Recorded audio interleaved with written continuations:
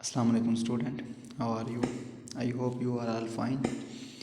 तो बेसिकली आज हम चैप्टर नंबर 9 को स्टार्ट करने लगे हैं, जिसका नाम है फोर्स एंड मोशन।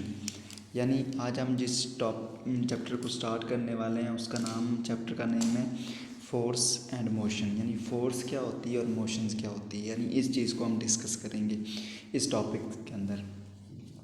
तो फर्स्ट ऑफ ऑल ये समझ लें कि फ़ोर्स क्या होती है। आपकी बुक के अंदर तो नहीं मेंशन किया हुआ उन्होंने, लेकिन आप थोड़ा सा फोर्स को समझ लें। फोर्स होती क्या है?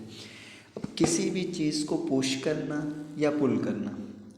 अब आप कहोगे पुश क्या होता है, पुल क्या होता है? तो देखें, हम किसी चीज़ को जब खींचते हैं और धकेलते हैं तो उसमें जो ताकत लगती है उसे हम फोर्स कहते हैं। तो फोर्स बेसिकली क्या है? एक ताकत है। अब आप कहोगे ताकत जो आर्मी के पास होती है वो ताकत नहीं, यानी जो आप काम करने के लिए जो ताकत लगाती हो, चीज़ों को खींचने के लिए, धकेलने के लिए, भागने के लिए जो आप ताकत लगा रहे हो उसे हम कहते हैं फोर्स। अब इसको हम थोड़ा सा समझते हैं एग्जांपल से। ये देखें, ये आपके पास एक कोई जिस्म है। अब मैं इसके ऊपर यहाँ से फोर्स लगाता हूँ। जब मैंने यहाँ से इसको फोर्स लगाई तो इसकी जो पोजीशन है वो क्या होगी? चेंज हो जाएगी। यानी ये पहले थोड़ा सा पीछे था, अब उसको आपने फोर्स लगाई, पुश किया, तो जैसे ही आपने पुश किया उसकी जो पोजीशन थी वो क्या हो गई? चेंज हो गई। तो आपने यहाँ पे क्या किया? किसी चीज़ को पुश किया तो उसके उस पुश करने के दौरान आपकी क्या लगी? फोर्स लगी। ठीक हो गया। चले जी नेक्स्ट जी। अब आप पुल को तो समझ लें। आपके पास यहाँ पे ऑब्जेक्ट नंबर 2 है। अब इसको आप फोर्स लगा रहे हो इस तरफ, यानी इसको अपनी तरफ खींच रहे हो, तो उसे हम कहेंगे पुल। यानी आप किसी भी चीज़ को आ, तो इस तरह हमने किसी भी फोर्स लगा के उस चीज़ को पुल या पुश कर दिया, यानी हमने उसकी जो पोजीशन थी उसको चेंज कर दिया। यानी ताकत लगा के हम किसी भी ऑब्जेक्ट की जब पोजीशन को चेंज करते हैं तो उसे, उस ताकत को हम फोर्स कहते हैं। तो ये तो था फोर्स के मुतालिक। अब फोर्स हम अपनी ज़िंदगी में रोज़मर्रा बहुत से कामों के लिए इस्तेमाल करते हैं। अब जिस तरह देखें बैट, अब बैट से करते हो, किसी भी बॉल को हिट करते हो तो आप फोर्स लगा रहे हो। इसी तरह अगर आप कोई भी काम कर रहे हो, यानी कोई चीज़ आप खींच रहे हो, आप चेयर को खींच रहे हो, आप टेबल को खींच रहे हो, तो उसके ऊपर आप ताकत लगा रहे हो, तो उसे हम कहेंगे फोर्स। अब जिस तरह आप बाईसाइकिल के ऊपर पैडल लगाते हो, फोर्स लगाते हो अपने पाँव की, तो उसे, उस ताकत से क्या करता है? आपका बाईसाइकिल आगे की तरफ मूव करता है, तो ये क्या होती है? फोर्स होती है। ठीक हो गया। नेक्स्ट जी है मोशन। यानी मोशन क्या होती है? यानी मोशन के बारे में थोड़ा सा जानते हैं। इस यूनिवर्स के अंदर, इस कायनात के अंदर जो ऑल मैटर्स हैं वो हमेशा क्या करते हैं? मोशंस के अंदर रहते हैं। अब थोड़ा समझें आप इस बात को। अब मेरा लेक्चर क्लास के अंदर या घर के अंदर किसी कमरे में बैठे आप सुन रहे हैं, तो क्या आप मोशन में हैं? क्या आप बता सकते हैं कि अगर आप, क्या आप मोशन के अंदर हैं या नहीं हैं? तो आप कहोगे सर हम तो बिल्कुल कांस्टेंट बैठे हैं, सुकून से बैठे हैं, रेस्ट की हालत में बैठे हैं, हम तो मोशन नहीं कर रहे। लेकिन अगर आप इस अर्थ पे बैठे हैं और दूसरा शख्स आपको दूसरे प्लानट से, दूसरे सियारे से आपको देख रहा है, तो उस लिहाज से आप क्या हो? मोशन के अंदर हो। अब मैंने यहाँ पे थोड़ी सी मेंशन भी की है कि जो आपकी अर्थ है वो हमेशा रिवॉल्व करती है किसके गिर्द? सन के गिर्द। तो आपकी अर्थ हमेशा क्या है? मोशन की फॉर्म में है, यानी हरकत की फॉर्म में है। इस तरह आपके पास इलेक्ट्रॉन्स, अब देखें फॉर एग्जांपल मैं आपको समझाता हूँ एक और। मैंने यहाँ समझाया था कि आप लोग, अगर आप मेरा लेक्चर सुन रहे हो घर के अंदर बैठ के, तो आप रेस्ट हालत में हो आप अपने लिहाज से, लेकिन जो दूसरे सियारे से आप कोई शख्स देख रहा है तो उस लिहाज से आप क्या हो? मोशन फॉर्म में हो। ठीक हो गया बच्चों? अब इसको थोड़ा समझें। आप कहेंगे कैसे ये हो गया?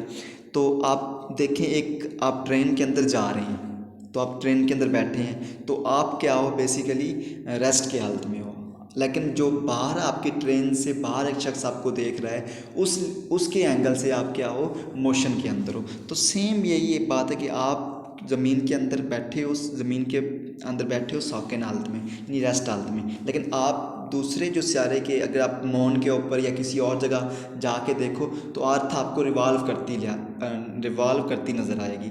तो उस शख्स के एंगल से आप किस हालत में हो, मोशन फॉर्म में। तो दुनिया में इस कायनात के अंदर जितने भी मैटर्स हैं वो हमेशा क्या हैं, मोशन फॉर्म में होते हैं। ठीक हो गया। अब इस तरह इलेक्ट्रॉन्स, अब इलेक्ट्रॉन्स क्या होते हैं कि ये पार्टिकल्स हैं जो न्यूक्लियस के गिर्द करते हैं, रिवॉल्व करते हैं, यानी इस तरह गर्दिश करते हैं। तो ये भी क्या कर रहे हैं, मोशन कर रहे हैं। इस तरह आपके जो वॉल्केनोज हैं उसके अंदर लावा निकलता है, वो भी मोशन करता है। तो इस तरह तकरीबन ऑल मैटर्स की करती हैं, हमेशा मोशन की फॉर्म में रहती हैं। तो ये it is all about motion. अब नेक्स्ट जो चीज़ है वो है स्पीड, यानी स्पीड क्या होती है। अब आप पूछोगे कि स्पीड क्या होती है, तो इसको थोड़ा समझें बच्चों। अब मैं कहता हूँ कि ये पॉइंट ए है और ये पॉइंट बी है। अब कोई भी जिस्म यहाँ से चलता है और यहाँ पे पहुँच जाता है, तो उसने कुछ फासला तय किया, कुछ डिस्टेंस तय किया। तो इस डिस्टेंस को तय करने में उसे जितना टाइम लगा उसे हम कहते हैं स्पीड। आप समझें इस बात को थोड़ा सा। मैं कहता हूँ कि आपके पास ये पॉइंट ए है, सॉरी ये पॉइंट ए है और ये पॉइंट बी है। अब एक ऑब्जेक्ट है, एक बॉडी है। अगर वो यहाँ से पॉइंट ए से जा रही है और पॉइंट बी की तरफ, तो वो उसने कुछ डिस्टेंस यानी कुछ फासला तय किया और उस फासले के दौरान उसको कुछ टाइम लगा। यानी a distance cover by a body in a second, पर सेकेंड, या सेकेंड्स के अंदर जितना कोई जिस्म फासला तय करता है उसे हम स्पीड कहते हैं। तो देखें, अब आप स्कूल से आए, स्कूल से अब घर आ रहे हो या घर से स्कूल आ रहे हो, तो आप जितना फासला तय कर रहे हो, जितने मीटर फासला तय करते हो एक सेकंड के अंदर, तो वो आपकी क्या होती है, स्पीड होती है। अब स्पीड का जो बच्चों फार्मूला है वो क्या होता है, speed is equal to distance over time, यानी टाइम के अंदर कितना टाइम लगा और कितना डिस्टेंस आपने तय किया। अब आप पूछो सर डिस्टेंस क्या होता है, तो दो पॉइंट्स के दरमियान जो लंबाई होती है, यानी पॉइंट ए से पॉइंट बी तक जितनी लेंथ हुई, उस लेंथ होती है, जितना उनके दरमियान लेंथ है, लंबाई है, उसे हम क्या कहते हैं, डिस्टेंस कहते हैं। और डिस्टेंस का यूनिट बच्चों क्या होता है, मीटर। क्या होता है बच्चों, डिस्टेंस का यूनिट मीटर। और टाइम का क्या होता है, सेकेंड्स। अब देखें जब सेकेंड्स ऊपर जाएगा तो क्या हो जाएगा, मीटर। अब प्लस का एस से ऊपर जाके क्या हो जाएगा, माइनस का एस। तो जो स्पीड का जो यूनिट जो हम इसका क्या कह लें कि एक किस्म का जो यूनिट है वो फोर्स का, वो क्या है बच्चों, मीटर पर सेकेंड। तो speed is equal to M पर सेकेंड्स, यानी मीटर पर सेकेंड इसकी क्या होगी, यूनिट हो गया, या इस लिहाज से इसको हम रिप्रेजेंटेशन करते हैं स्पीड की। तो दिस इज़ ऑल अबाउट